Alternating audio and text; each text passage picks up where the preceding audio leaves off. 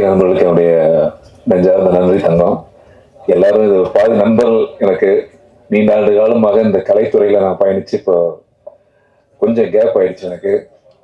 இருந்தாலும் என்ன பல படங்கள்ல ஏதோ என்னுடைய நடிப்பையும் என்னுடைய அன்பையும் வெளிப்படுத்தி மக்களுடைய மனசுக்கு கொண்டு போய் சேர்த்து இன்னைக்கு இங்க ஒரு ரஞ்சிதா நிக்கிறேன்னா அதுக்கு உங்களுடைய பங்களிப்பு மாபெரும் பங்களிப்பு. அது மறக்கவே முடியாது. அதே மாதிரி இந்த படம் தயாரிக்கிறதுக்கு இந்த தயாரிப்பாளர்கள் இருவருக்கும் நன்றி சொல்லிக்கணும். அவங்க அப்பப்போ மாமா மாமாம்பாங்க. இதான் நீங்க வேற எதுவும் நினைச்சுக்க வேண்டாம். அது அந்த ஊர் வட்டார வழக்கு. மாமா அப்படிங்கிறது நம்ம மாமா, மாப்பிள்ளை அப்படிங்கிறது ஒரு பாசம். இந்த படம் எடுத்தவங்களுக்கு என்ன வருங்கிறதெல்லாம் கூட தெரியாது பாவம். ரொம்ப வெள்ளந்தித்தனமான நாட்கள். வரும் பொழுதே எந்த நடிகனை போட்டா படம் எடுக்கலாம், இந்த இயக்குனர் வச்சா என்ன வியாபாரம் வரும், யார் இசையமைப்பாளர், இந்த கஷ்டப்பட்டு காசை சேர்த்தி இருக்கிறோமே, இது சூதாட்ட மாதிரியான தொழிலாச்சு, தியேட்டர் கிடைக்காது, சின்ன படங்கள்லாம் ரிலீஸே ஆகாது, போராட வேண்டியது வருமே, 500 படங்கள் வருஷம் குப்பைக்குள்ள சுடுகாடு மாதிரி கீழே விழுந்து செத்துக்கிட்டே இருக்குது, இதில் நம்ம முதலீடு பண்ண போறோமே என்ன ஆகும் அப்படின்னு. 100 கோடி வச்சு படம் எடுக்கிறது பெரிய விஷயம் இல்லைங்க. கார்பரேட் மாதிரி தான் உழைச்சு ரத்தத்துல வேர்வையா செஞ்சு சேர்த்தி வச்சிருக்கிற அந்த காசை கொண்டாந்து எடுத்து பண்றது பெரிய விஷயம். அந்த நம்பிக்கைக்கு நான் ரொம்ப நன்றி. இந்த படம் ஓடுது ஓடல அதெல்லாம் அப்பாற்பட்ட ஒரு விஷயம். ஆனா இருந்தாலும் என் மீது ஏதோ என்னோட ஃபேமிலி மாதிரியே ஆயிட்டாங்க. என்னுடைய குடும்பம் மாதிரியே ஒரு உணர்வு ஒரு தயாரிப்பாளருக்குள்ள.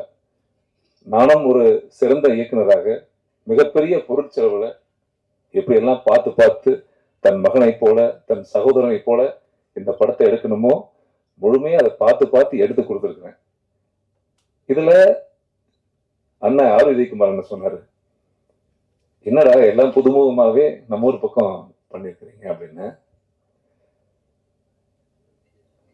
முதல் ஒரு காரியம் இருக்கு. எந்த நடிகர்களும் எனக்கு நண்பர்கள் கிடையாது. எந்த நடிகருக்கு பணம் கொடுத்து எடுக்கிற அளவுக்கு எங்கிட்ட பெரிய தயாரிப்பாளரும் கிடையாது. ஒரு கதைக்குத்தான் நடிகர்கள் அப்படிங்கிற மாதிரிதான் என்னைய நான் மிகவும் மதிக்கின்ற ஆர்.கே. செல்லுமணி அவர்கள் பொன்விலங்குல ஒரு புதுமுகமாக அறிமுகப்படுத்தினார். அன்னைக்கு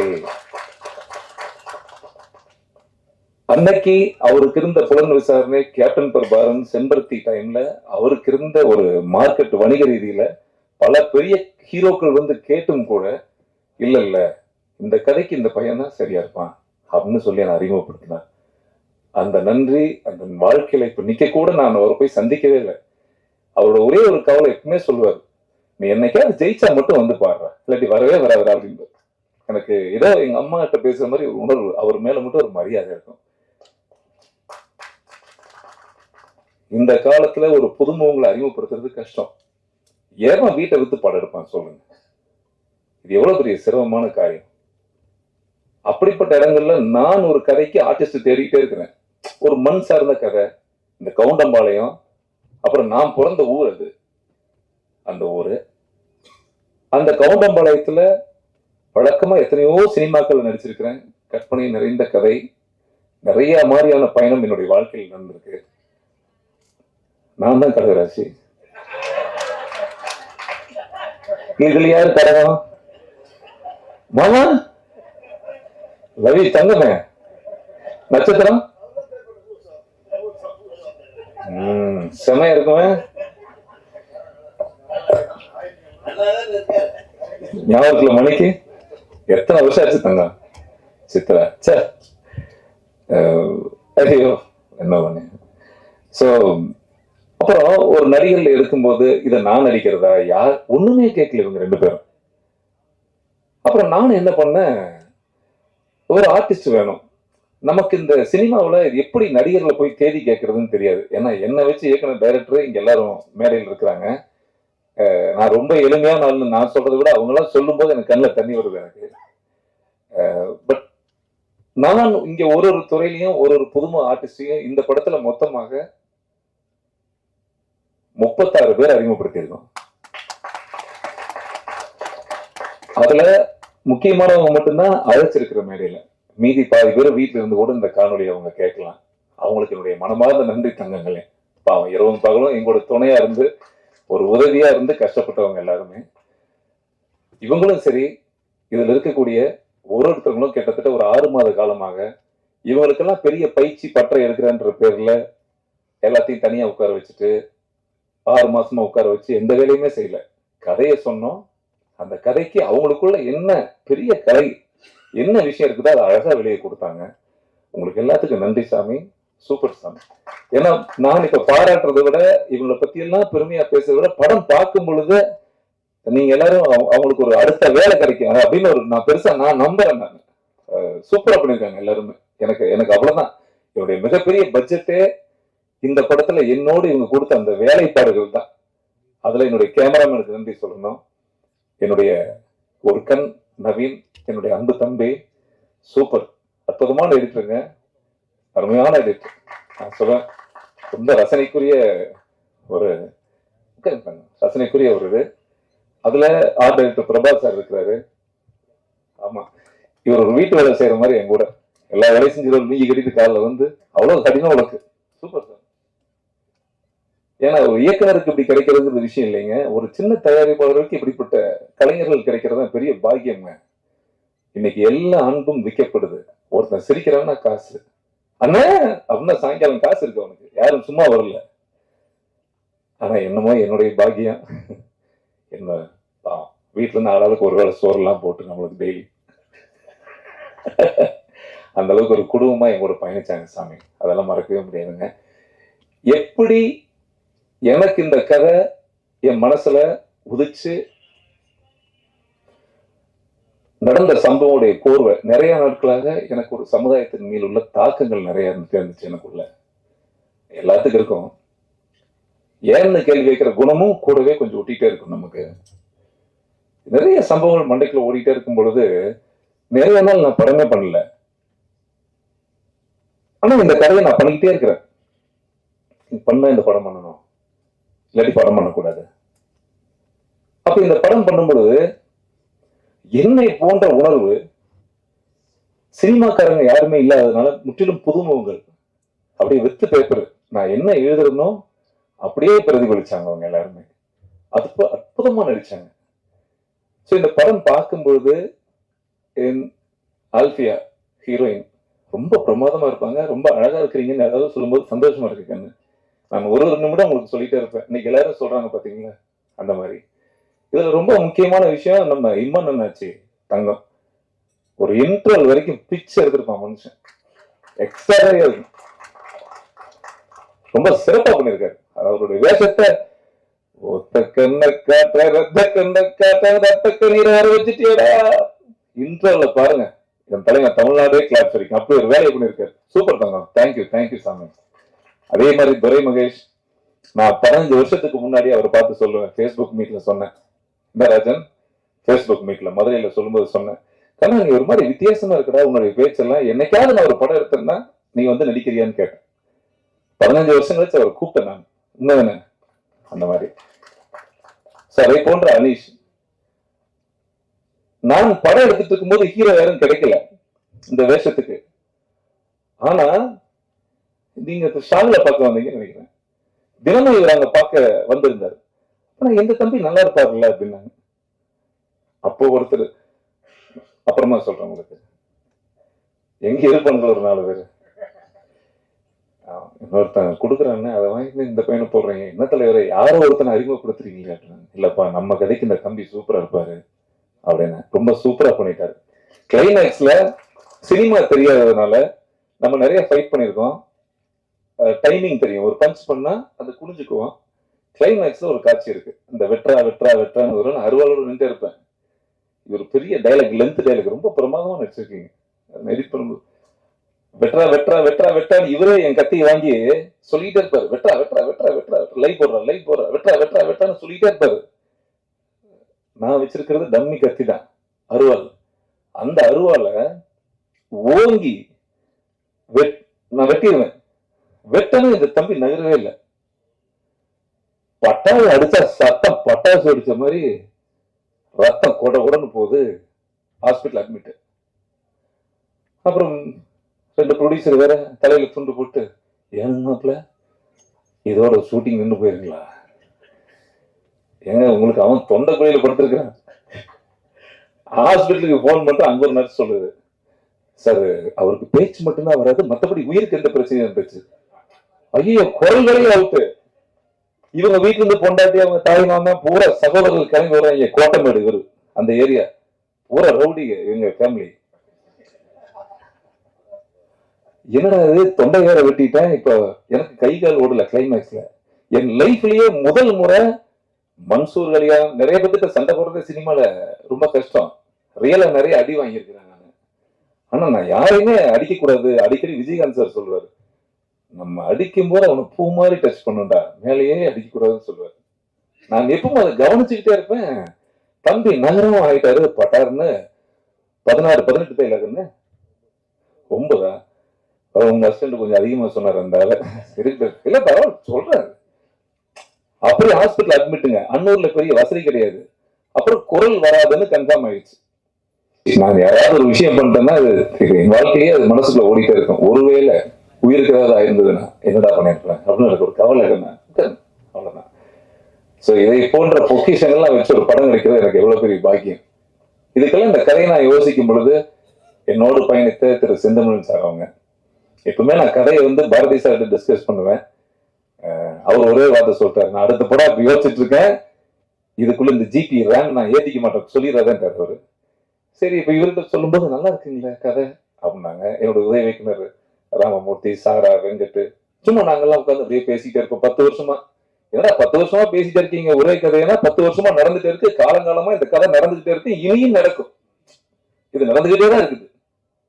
அப்ப அந்த நமக்குள்ள இருக்கிற தாக்கமும் நமக்குள்ள இருக்கிற அந்த வேகத்துக்கும் ஒரு நேரம் இந்த கதை உருவாகி பிரமாதமா இருக்கும். எனக்கு என்ன ஒரு ஆசைன்னா, வழக்கம் போல இன்னைக்கு இத்தனை பேர் மேடையில பேசும்போதும் ஒரு சாதிப்புறமா வரக்கூடாது. கண்டிப்பா சத்தியமா வராதுண்ணா அந்த படம் இல்ல. ஏன்னா எனக்கு அப்படி ஒரு விஷயம் இருந்தா இவங்களை கூப்பிடும் போதே நான் ரொம்ப கூட்டம் என்னடா தர்ம சங்கடமா. இப்ப மேடையில் இருக்கிற யாருமே எனக்கு தெரிஞ்சவங்க புதாலே கிடையாதுங்க. நிறைய பேர் சொல்லுவாங்கல்ல, இவங்களை வச்சு ரிலீஸ் பண்ண இத்தனை மில்லியன் வியூ போகும், அத்தனை மில்லியன் வியூ போகணும். எனக்கு பெரிய நன்றி கடன். நான் விரும்புகின்ற மனிதர்கள் என் தாய் தந்தையை போல எனக்கு பிடிச்சவங்களை கூப்பிட்டு இந்த விழா நடக்கும்னு ஆசைப்பட்டேன். எனக்கு இவ்வளவுதான் என்னுடைய உலகம் சினிமாவில். எனக்கு அது போதுமானது. அது ஏன்னா அவங்க சொன்ன வார்த்தைகள் அத்தனையுமே உண்மை. அதை நான் பெருசா மலை போல நம்புறேன். இந்த படம் ஒரு அர்த்தமுள்ள படம். ஒரு பெற்றவங்களுக்கு ஒரு பிள்ளையை பெற்றவங்களுடைய கஷ்டம். அது நான் நேர்ல நிறைய பஞ்சாயத்துக்கு போயிருக்கேன். நிறைய நிகழ்ச்சி நான் தொடர்ந்து சமூக பணியில இருந்துட்டே இருக்கிறேன். எங்கேயோ ஒரு இடத்துல இருந்துட்டே இருக்கிறேன். தினமும் பார்த்துக்கிட்டே இருக்கிறேன். எத்தனையோ காவல் நிலையம் போயிருக்கிறேன். ஆனா நம்ம வாழ்க்கையில நடக்கக்கூடாது ஒண்ணு. சாதாரணமா நம்ம பொண்டாட்டி நம்ம வெளியே போறோம், என்னங்க சாப்பிட்டீங்களா, கவுண்டமலை ஆடியோ ரிலீஸ், என்னங்க மணி 2 ஆச்சு, பசிக்குங்களா, மாத்திரை போட்டுக்குங்க சுகரு, ஏங்க மணி 10 ஆச்சு, நைட்ல எங்க சீக்கிரம் வீட்டுக்கு வாங்க. இந்த அக்கறை உணர்ச்சிக்கு நம்ம குடும்ப உறுப்பினர் எப்பவுமே இருப்பாங்க. இதுவே எப்படின்னா, தான் சாமியா நினைக்க கூட ஒரு பெண்ணை பெற்ற ஒரு தகப்பன் பெற்றவங்க தான் குழந்தை மேல எவ்வளவு அக்கறை வச்சு வளர்த்திருப்பாங்க அந்த பிள்ளைகள். உலகமே அவங்க தான், வாழ்க்கையே அவங்க தான். அப்படிப்பட்ட ஒரு பெண் பிள்ளைக்கு நடக்கக்கூடாத கதையைத்தான் நான் இந்த படத்துல கவுண்டமணிக்கு எடுத்திருக்கேன். இது ஒரு நாடக காதலுக்கு எதிரான படம். ஒரு முற்றுப்புள்ளி வைக்கணுன்ற ஒரு முக்கியமான ஒரு திரைப்படமா இந்த படம். மக்கள் எல்லாரும் தியேட்டருக்கு பார்ப்பாங்கன்னு மாபெரும் நம்பிக்கையில் எடுக்கப்பட்ட படம் இந்த கவுண்டமணி. ஏன்னா நமக்கு பெரிய ரசிகர் பட்டாளங்களோ ஒரு கார்பரேட் நிறுவனமோ நம்மளாம் ஒரு படம் எடுத்திருக்கோம் கவுண்டமணியா, யார் அது, அந்த ரஞ்சித், அவர் என்ன பண்ணாரு, இதுதான். நான் இன்னைக்கு புதுமுகமா நிக்கிறேன். நான் இங்க என்ன ரொம்ப நாள் ஆயிடுச்சு. அப்போ மக்கள்கிட்ட கொண்டு போய் சேர்க்கறது கஷ்டம், தியேட்டர் கிடைக்கிறது கஷ்டம், எல்லாமே கஷ்டம். இது எல்லாத்துக்கும் அப்பாற்பட்டு இன்னைக்கு மக்கள் உள்ள வர்றது ரொம்ப கஷ்டம். ஆனா நான் திரும்ப திரும்ப நம்புறேன். ஏன்னா தமிழ் சினிமாவில் இன்னைக்கு மூலக்கல்லா இருக்கிற எல்லாருமே ஒரு காலத்துல ஒதுக்கப்பட்ட கல்லா இருந்தவங்க தான். எல்லா புதுமுகமும் தான் இன்னைக்கு உச்சம். அந்த வகையில நாங்களும் ஒதுக்கப்பட்ட கல்லா இருந்தாலும் இந்த படத்தின் மூலமாக மூலக்கல்லா வருவோன்னு நம்பி மக்களை நம்பி வந்திருக்கோம். ஸோ இதுதான் நம்ம வாழ்க்கையில.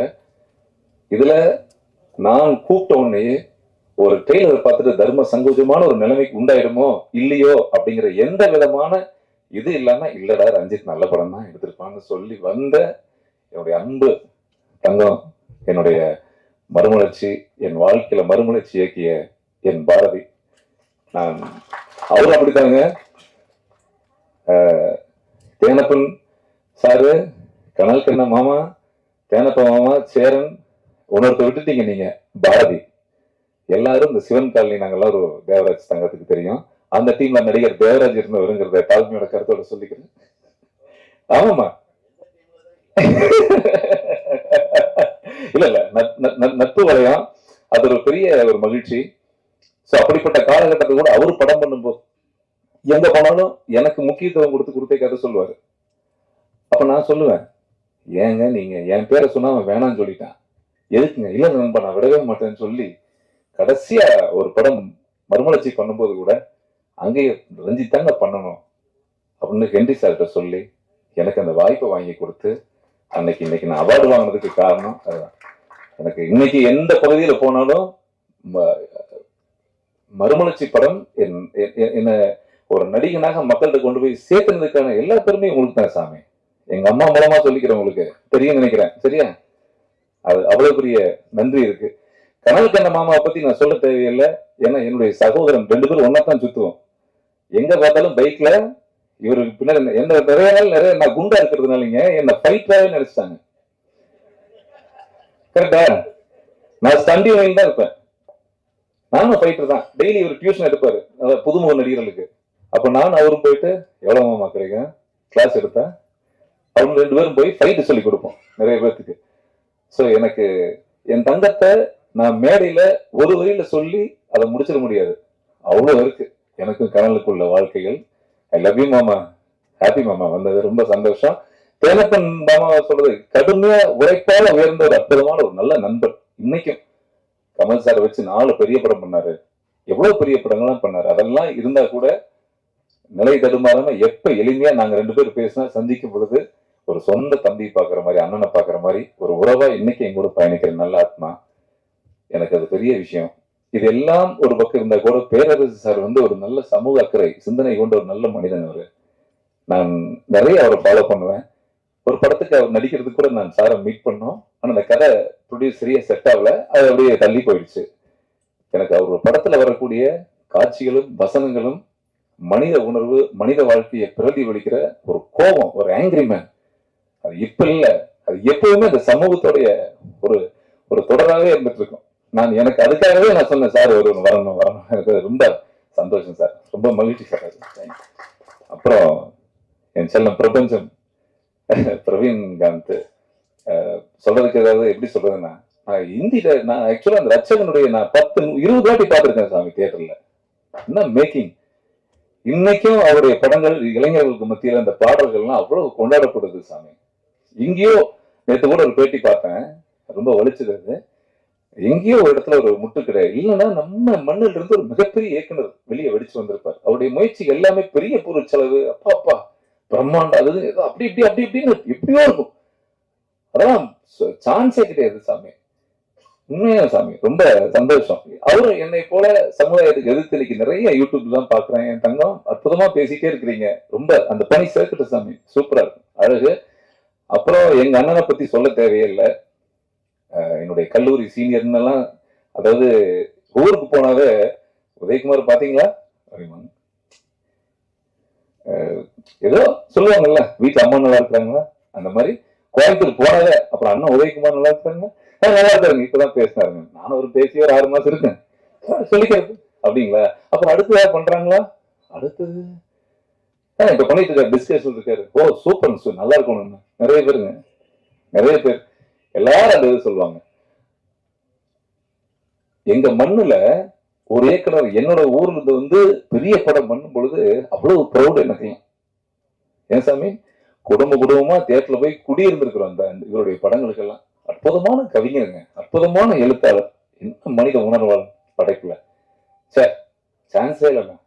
அது எனக்கு இன்னும் பொன்னுமொழி 2ஆம் பாக ஒரு நாள் கதை சொன்னாரு. அந்த படம் இன்னும் வெளியே வரல, கட்டாயமா அந்த படம் நீங்க எடுக்கணும். அற்புதமான கதை. நான் போய் அழுதுட்டேன் அந்த கதையை கேட்கும்போது. எனக்கு நெஞ்செல்லாம் அப்படியே ஹார்ட் அவ்வளவு டைட் ஆயிடுச்சு. அவ்வளவு பிரமாதமா சொன்னார். சரி, அந்த கலைஞன் அந்த படைப்பு வெளியே வரணும்னா நான் ப்ரே பண்ணுவேன். நான் அதுக்கே அதுதான் ஃபோன் பண்ணி நான் சொல்லிட்டே இருப்பேன். ரொம்ப தேங்க்ஸ் தான். வந்து வாழ்த்துனதுக்கும் பாராட்டுனதுக்கும் ரொம்ப தேங்க்ஸ். என்னுடைய டைரக்டர் வேல்முருகன் சார், அவரை பற்றி நான் ஏந்தங்க சொல்றதுக்கு ஒன்றும் இல்லை. என் கூடவே பயணிக்கிற அற்புதமான ஜீவன். ஒரு ஷூட்டிங் இருந்தது, தங்க இந்த மாதிரி செய்தி கேள்விப்பட்ட நான் கூப்பிடவே இல்லை. எந்த ஈகோவும் பார்க்காம இன்னைக்கு என்ன ஆடியோ சொன்னாங்க. ஆமா சாமி நீங்க வேலையில் இருக்கீங்க, வேலையெல்லாம் விடுங்க தலைவா, நீங்க நல்லா வரணும்னு சொல்லிட்டு டக்குன்னு வந்துட்டாரு. சாமி சூப்பர் சாமி, தேங்க்ஸ் தேங்க்ஸ் சார். இதுல என் செந்தமிழ் சார் வந்து சிந்தனைப்பு படத்துல என்னை அறிமுகப்படுத்தும் பொழுது அவருக்கு அதுதான், அவரை பத்தி ஒரு வார்த்தையில சொல்லியிருந்தேங்க. குஞ்சுமோன் மிகப்பெரிய ப்ரொடியூசரு. நான் பொன்விலங்குன்னு ஒரு படம் நடிச்சிருக்கேன். அப்ப செம குண்டா இருப்பேன். இவரு டிஸ்கஷன் இருக்காரு, பெரிய ஹீரோக்கள் கமிட் பண்ணி வச்சுட்டாங்க படத்துல. இவரு தான் இந்த செவத்துல ஒண்ணு கடைக்கு போய் யாரு நீங்க அப்படிப்பா, யாரு அது போஸ்ட் ஒட்டி இருக்குது, இந்த பையன் யாரு, கடைக்கு சூப்பரா, நல்லா புரிஞ்சுக்கணும் சார். அவர் சொன்னதே கிடையாது, கதைக்கு சூப்பரா இருப்பானே அப்படின்னு சொல்லிட்டு குஞ்சுமோன்ட்டு போய் ஒருத்தர் அறிமுகமா இருக்கிறானுங்க, இந்த பையன் கதைக்கு நல்லா இருப்பாங்க இருக்கு. யார் அவன், இந்த மாதிரி புதுசு, எத்தனை பிசினஸ் இருக்கு அவனுக்கு, புதுசு சார். ரிஜெக்ட் பண்ணிட்டாங்க நம்மள. என்ன ரிஜெக்ட் பண்ணிட்டாங்கிற ஒத்த காரணத்துக்காக என்னை கூப்பிட்டு பார்த்தாங்க, பேசிட்டாங்க. அப்புறம் நான் போன் பண்ணுவேன், சொல்றேன்ட்டே இருப்பாரு. ஆனா அப்புறம் தான் தெரிஞ்சது எனக்கு, இந்த ராமமூர்த்தி மூலமாக போட்டா வச்சா எனக்கு இந்த கதைக்கு ஒரு செட் ஆவாரு, இல்லைன்னா செட் ஆக மாட்டாருன்னு சொல்லிட்டுங்க படம் வேணாம் அப்படின்னு சண்டை போட்டுட்டு வீட்டுல இருக்கிறாருன்னு சொன்னாங்க.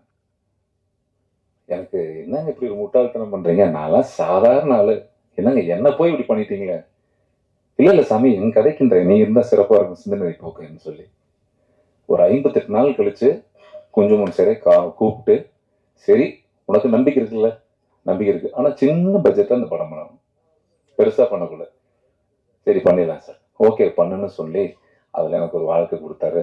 அதுல கதாநாயகனா பட்டி தொட்டி எல்லாம் பட்டைய கலப்புன பாடல்கள், அற்புதமான படங்கள். Thank you sir. இன்னைக்கும் நட்பா இத்தனை வருஷம் கழிச்சு நாங்கெல்லாம் ஒன்னாவே இருக்கோம். நல்லது கெட்டதுன்னா ஒரு குடும்ப ரீதியா பழகிக்கிறோம். இதுவே எனக்கு ஒரு பெரிய சந்தோஷமா இருக்கு. இதுல சிறப்பா ஒண்ணு சொல்லணும், இசையமைப்பாளர் விஜய் சங்கரை பத்தி எல்லாரும் பேசினாங்க. ஒரு லிரிக்கல் வீடியோ சாங் ஒண்ணு செய்ய முடியாம போயிடுச்சு, அது லேட் ஆயிடுச்சுங்கிறதுனால இந்த படத்துல இன்னொரு பாப்பா, ஒரு பெண் அறிமுகப்படுத்தியிருக்கேன், சிங்கர். கண்ண சங்கீதா, ஒரே நிமிஷம் முகத்தை மட்டும் காமிச்சுக்கணும் வாங்கண்ணா, சும்மா ஒரு வாழ்த்து தான், சந்தோஷமா இருக்குங்களா வாசாமி. அற்புதமான பாடகி, ரொம்ப நல்லா பாடியிருக்காங்க. வாங்க சார் சொல்.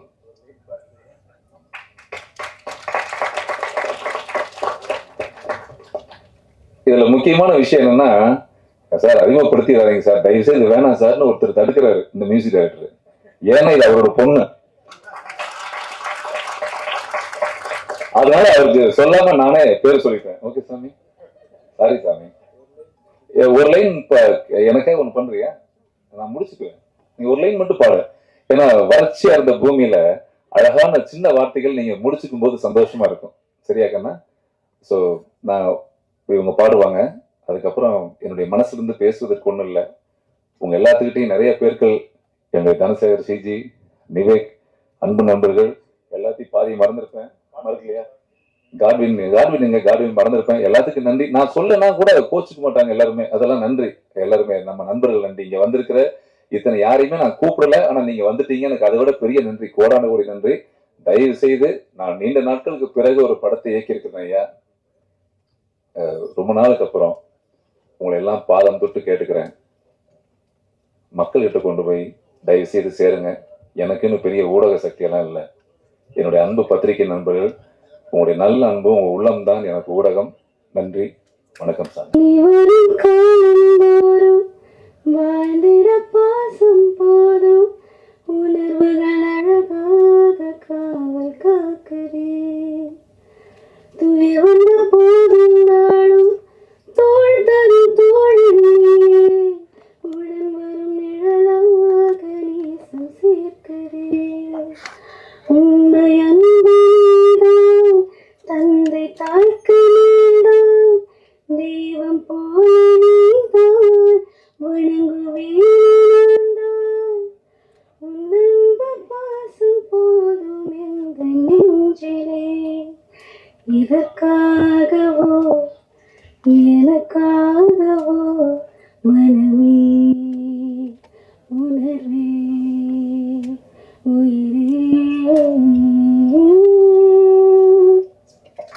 படக்குழுவினருக்கும் தொழில்நுட்ப கலைஞர்களுக்கும் பத்திரிகை துறை நண்பர்களுக்கும் என்னுடைய இனிய காலை வணக்கத்தை தெரிவிச்சுக்கிறேன்.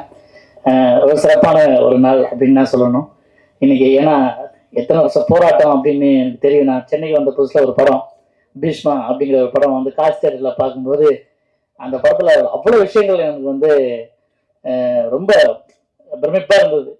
ஒரு நடிகர் வந்து இவ்வளோ தூரம் வந்து ஒரு படத்தை தயாரித்து இயக்கி அந்த படம் வந்து அப்போ எனக்கு தெரியாது இந்த வியாபார விஷயங்கள்லாம், அது தோல்வி படமா அது வெற்றி படமா அப்படின்லாம் அப்போ கணிக்க தெரியாது. நல்லா இருக்கு அந்த படம் அப்படின்னு நினச்சிட்டு அதுக்கப்புறம் மெதுமெதுவாக சினிமாவை கற்றுக்கிட்டு அதுக்கப்புறம் செஞ்சது எப்பேற்பட்ட ஒரு ஆர்டிஸ்ட் அண்ணன் அப்படின்னு சொல்லிட்டு அதுக்கப்புறம் நிறைய நாங்கள் பழக ஆரம்பித்தோம். எப்போ ஃபோன் வந்தாலும் ஒரு சந்தோஷமாக இருக்க ஏதோ பழைய காதலி அந்த ஃபோனில் வர மாதிரியே இருக்கும். நமக்கு அவ்வளோ ஜாலியாக பேச ஆரம்பிச்சிடுவோம், மணிக்கணக்கில் பேசுவோம். அவருக்கு வந்து வெறுமனே திரைப்படங்களில் உள்ளவங்க மட்டும் அவருக்கு வந்து நம்பவர் கிடையாது. முகநூலில் நிறைய சோசியல் மீடியாவில் லட்சக்கணக்கான ரசிகர்களை வந்து ரசிக்கிறவர். எங்கள் தங்கம் தான் சொல்லுவோம். அந்த தங்கங்கிற வார்த்தை எங்கே கற்றுக்கிட்டோம் அப்படின்னு சொன்னால் இந்த தங்கத்துக்கு தான் அதை கற்றுக்கிட்டோம். சொல்லுங்க தங்கம் அப்படின்னானே அவ்வளோதான், பாதி உசுறு பிரிஞ்சு அங்கே போயிடும். ஒருத்தரை பார்த்த உடனே ஒரு சந்தோஷமும் உற்சாகமும் தொத்திக்கும் அப்படின்னா பேசும்போதும் பார்க்காத போவோம். சில பேர் வந்து ஏன்டா பார்ப்போன்னு இருக்கும், சில பேர் எப்படா பார்ப்போன்னு இருக்கும். அந்த எப்படா பார்ப்போம் எப்படா குரலை கேட்போன்னு இருக்க ஒரு ஆட்கள்ல நம்ம தங்கம் இருக்காரு. அப்பேற்பட்ட தங்கம் நிச்சயமா சமூக அக்கறையோட ஒரு பொறுப்போட தான் ஒரு படத்தை எடுத்திருப்பாரு. இந்த படம் ஒரு தீவிரமான அரசியலையும் வன்மையாகவும் மென்மையாகவும் பேசியிருக்கும் அப்படின்னு நான் நம்புறேன். ஏன்னா உண்மையிலேயே சொல்லணும் அப்படி இருக்குது. அதாவது சமகாலத்தில் உள்ள சினிமாக்களையும் கொஞ்ச நாளைக்கு முன்னால் உள்ள சினிமாக்களையும் சேர்த்து பார்க்கும்போது நிறைய விஷயங்கள் வந்து இப்போ வந்து ஒரு ஜென்ரேஷனை மாறி நிறைய, அதாவது கலைக்குன்னா இப்படிதான் ஒரு வடிவம் இருக்கும் அப்படிங்கிறதெல்லாம் மாற்றி என்னென்னவோ பண்ணிட்டாங்க. ஜனங்களுக்கே புரியல. இப்போ இதுதான் நடிப்பாயோ இதுதான் அப்படியானு அவங்களே குழம்பி போயிருக்கிற அளவுக்கு வந்து இப்போ படங்கள் வர ஆரம்பிச்சிருக்கு. ஆனா வார்த்தைகள் தெளிவாகவும் இன்னைக்கு வந்து சொல்லணும். இது வந்து இன்னைக்கு வந்து யாரு இந்த கதாநாயகன் பார்த்தா இசையமைப்பாளரும் வரிகள் எழுதவும் தான். ஒரு லிரிக்கல் வீடியோல பார்த்தேன், ஒத்த மொத்தத்துல உசுக்குள்ள எச்சில் பட்டது என்ன பிரமாதமா இருந்துச்சு, ஹைகோ மாதிரி இருந்துச்சு அந்த வரி. ரொம்ப சூப்பரா இருந்துச்சு. ஏன்னா இந்த மாதிரி எல்லாம் வரிகள்லாம் எழுதுறது வந்து பயங்கரமா. அப்பெல்லாம் நாங்க ரசிச்சது ஸ்கூல் படிக்கும்போது எங்கன்னா ஆர்வி உதவிக்கு பாருங்க, அவர் வரிகள் தான். மன்மத மெத்தைய போட்டு மன்மத வித்தைய காட்டு கேட்கணும் தாளாட்டுன்னு கரெக்டா எண்டுக்கு போயிடுவாரு மூணாவது வரியிலேயே. அதெல்லாம் அப்பவே நாங்க வந்து இப்படிலாம் இருக்குல்ல அப்படின்னு பிரமிச்சிருக்கோம். பேரரசன்னா நம்ம கேட்கறது வேணாம். ஸோ அதெல்லாம் வந்து அவங்க இருக்கிற இடத்துலலாம் இந்த மாதிரி ஒரு விஷயம். நேற்று ஒரு விஷயம் பேசிக்கிட்டோம், எதார்த்தமா நான் பேசினேன்.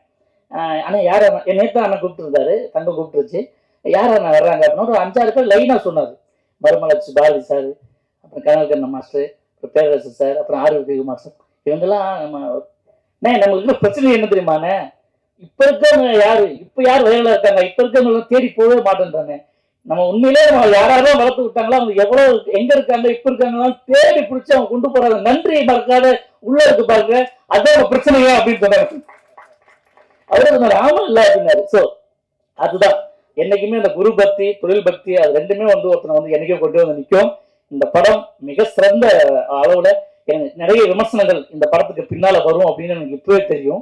ஏன்னா இது வந்து பேசி இருக்கக்கூடிய அரசியல் அப்பேற்பட்டது. ஆனா ஒரு விஷயம் இருக்குது இதுல, உண்மையான ஒரு விஷயத்த சொல்றதுக்கு. அதாவது இப்ப சமீபத்துல கூட சேரன் சார் வந்து ஒரு விஷயத்துல பேசியிருந்தார். சினிமா என்பது மிகப்பெரிய ஒரு போர் செய்யக்கூடிய ஒரு ஆயுதம், அதை வச்சு நம்ம மசலை அழிச்சுக்கிருக்கோம் இப்போ அப்படின்னு சொல்லி. ஸோ அது வந்து ஒரு சமூக பொறுப்புள்ள ஒருத்தங்க செய்ய வேண்டிய ஒரு வேலை. இந்த மாதிரி படங்கள் ஒரு நல்ல விஷயத்த மாற்றத்தை உண்டு பண்ணணும். இந்த படக்குழுவில் அத்தனை பேருக்கும் என்னுடைய எங்கள் தங்கத்துக்கும் என்னுடைய வாழ்த்துக்களையும் இந்த படம் மிகப்பெரிய வெற்றி அடையணும், அது உங்களுடைய கையில தான் இருக்கு அப்படின்னு கேட்டுக்கிட்டு விடைபெறுவேன். நன்றி, வணக்கம், தேங்க்யூ. அண்ணனுடைய அன்பான ஒரு அண்ணன் எப்பவுமே தங்கம் தங்கங்கிறீங்க கிளம்புவாங்க சொல்லியிருந்தா அவரை வந்தோம். ஒரு 10 நாள் ஒரு அற்புதமான கேரக்டர், நகைச்சுவை கேரக்டர் கொடுத்தாங்க. அதற்காக அண்ணன் ரஞ்சித் அவர்கள் இந்த நேரத்தில் நன்றி. இந்த படத்தில் உழைத்த அத்தனை அன்புலங்களுக்கும் நன்றி. கிட்டத்தட்ட நம்ம பத்திரிகையாளர்கள் செய்தியாளர்கள் எல்லாருமே ஒரு வாரமாக நம்ம தொடர்ந்து மீட் பண்ணிகிட்டே இருக்கோம். நேற்றைய தினம் ரிலீஸ் ஆன நம்ம உயிர் தமிழுக்கு படத்திற்கு ஒரு அற்புதமான ரிவ்யூ கொடுத்த அத்தனை அன்பு உள்ளங்களுக்கும் என்னுடைய அன்பான நன்றி இந்த நேரத்தில் சொல்லுகிறேன். அதே போல கவுண்டம்பாளையம் படத்தையும் உங்களுடைய அன்பால உங்களுடைய ஒத்துழைப்பால நல்லபடியா விமர்சனங்களை எழுதி நம்ம கவுண்டம்பாளையம் திரைப்படத்தை ஒரு மிகப்பெரிய வெற்றி படமாக மாற்றித்தார்கள் என அன்போடு வேண்டி விரும்பி கேட்டு விடைபெறுகிறேன். நன்றி, வணக்கம். காவியை பார்த்து காவியாரில் தொட முடியாது.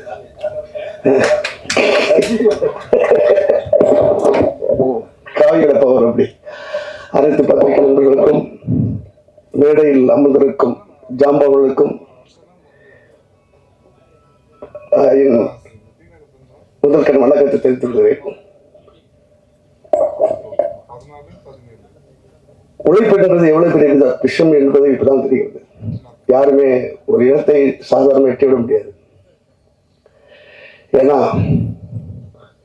எனக்கு அன்பு மாமா மாப்பிள்ளை ரஞ்சித் அவரை பார்க்கும்போது என்னோட பழைய 86, 87 நினைவுகள் வருது. நான் உங்களை ரொம்ப கடிக்கல மாட்டேன். ஒரு 2 நிமிஷம் முடிச்சேன், 1 நிமிஷம் முடிச்சேன்.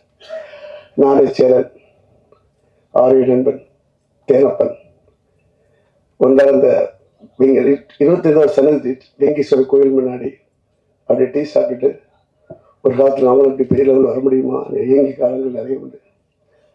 அப்போல்லாம் எங்களுக்கு ரொம்ப எனக்காகவும் சேர்ந்துக்காகவும் தேனப்பன் ஒரு ஓட்ட டிவிஎஸ் 50, நமக்கு ஒரு பாடலை போனோம் கவாசிக்கு பஜாஜ், இயக்குனர் என்ன மாப்பிள்ள அவரோட மாப்பிள்ள தான் சேரன் அவர்கள். இவர் மட்டும் தான் புல்லட்டில் வருவார். அவர் ஒரு ஒரிஜினல் பேரு செந்தில், ஆக்சுவலி மாப்பிள்ளை பேர். அப்போ எங்களுக்கு மிகப்பெரிய அடைக்கலம் கொடுத்தது அந்த அம்மாவும் அவருடைய தந்தை தான். எங்களுக்கு அப்பா அம்மா மாதிரி அவர். அந்த விஷயத்தை கண்டிப்பாக உங்கள்கிட்ட சொல்லணும். அவ்வளோ ஒரு கவுண்டர்னா வருவாராக எதிர்பார்த்துருப்போம். நான் ஈவினிங் ஏதாவது கிடைக்கும் சாப்பிட போகலாம் எங்கேயாவது. அந்த அளவுக்கு ஒரு பாசமிக்க ஒரு ரஞ்சித் மாமான்றது அவர் குடும்பமே எனக்கு அப்படி இருக்கு. அம்மாவும் சரி அப்பாவும் சரி அவ்வளவு ஒரு விஷயம். அவங்க அப்பா நான் போய் என்னோட பைக்கில் பிக்கப் பண்ண போகும்போது அவங்க அப்பா சொல்றாரு, கண்ணே ஏமா 100 ரூபாய் பத்தாது, பிள்ளைங்க 2 பேர் கூட வந்துருக்காங்களே, கூட 100 ரூபாய் கொடுத்து அனுப்புன்னு சொல்லுவாங்க அவங்க அப்பா. அவ்வளோ பெரிய ஒரு பெரிய அது அதை நான் இப்போ தெரியப்படுத்துறேன். ஏன்னா நான் அந்த அளவுக்கு இது இதோட ஃபங்க்ஷன் எங்கிட்ட அவர் சொல்லும்போது, ஆமா நம்ம ஃபங்க்ஷன் ஐயோ எங்கே இருந்தாலும் வந்து கவலைப்படாது, எந்த இந்தியாவில் எங்கே இருந்தாலும் நான் வந்துடுவேன், அதை பற்றி கவலைப்படாதீங்க. பத்திரிக்கையில் ஒன்று வாட்ஸ்அப் அந்த வாட்ஸ்அப் ஓப்பி பார்க்கும்போது அந்த டைம் போடல. அப்புறம் அந்த தேட்டர் போடல. கார் ரொம்ப டென்ஷன் ஆகிட்ட முடிச்சு நைட் கொஞ்சம் ஒர்க் இருந்து முடிச்சு எங்கே போனேன் அதை வந்துருவோம்னா அதாவது வேகமாக வந்தேன். ஸோ இன்னொரு விஷயம் அந்த படத்தை ட்ரெய்லர் பார்க்கும்போது ரொம்ப பிரமாதம் இருக்கிறது. ஏனென்றால் எவன் ஒருவர் நம்மளை திருப்பி அடிக்கிறானோ நாம் திருப்பி அடிக்க தயாராகி கொண்டிருக்கிறோம் என்பதை உணர்த்தும் இந்த படம். ஏன்னா எல்லாருமே நசுக்கிறாங்க புதுக்கிறாங்கன்னு சொல்லிட்டே இருக்காங்க. நாங்கள் இதுவரைக்கும் சினிமாவில் யாரும் நசுக்கவும் இல்லை புதுக்கவும் இல்லை. நீங்கள் புதுக்கினால் நாங்கள் நசுக்குவோம்.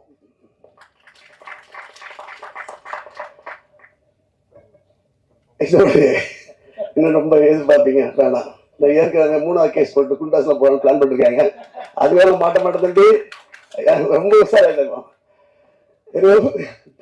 பழைய படம் வெற்றி பெற வாழ்த்துக்கள். தலைவா காவி பத்திரமா இருக்கலாம். ஓகே. ஜெய் ஹிந்த், பாரத் மாதா ஜெய்.